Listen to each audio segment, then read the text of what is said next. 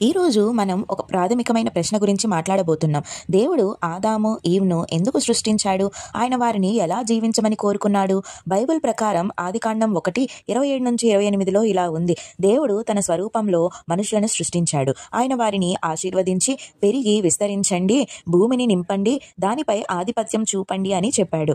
ఎందుకు సృష్టించాడు మరి? ఆయన ప్రేమను పంచుకోవడానికి, దేవునితో ఫెలోషిప్ కోసం, భూమిని సంరక్షించమని బాధ్యత ఇవ్వడానికి. ఉదాహరణకి ఒక తండ్రి తన పిల్లలతో సంబంధం కోసం, వారితో ఆనందం పంచుకోవడం కోసం జీవిస్తాడు. అలాగే దేవుడు మనిషిని తనతో సంబంధం కోసం సృష్టించాడు.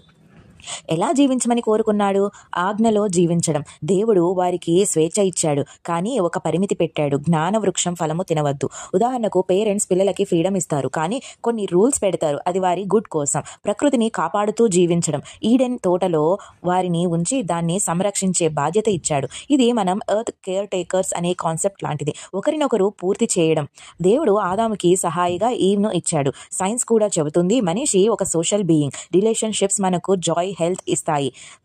సైకాలజీ చెబుతుంది మనిషికి 3 పెద్ద అవసరాలు ఉన్నాయి: లవ్, పర్పస్, కమ్యూనిటీ. బైబిల్ చెబుతున్న ఆడమ్ అండ్ ఈవ్ స్టోరీ ఈ 3 అవసరాలకు క్లియర్ ఆన్సర్ ఇస్తుంది. Love from God, purpose to care for creation, community in relationships. దేవుడు ఆదాము, ఈవ్‌ను తన ప్రేమను పంచుకోవడానికి, ఆయనతో ఫెలోషిప్ ఉండటానికి, భూమిని కాపాడటానికి, ఒకరినొకరు సపోర్ట్ చేసుకోవడానికి సృష్టించాడు.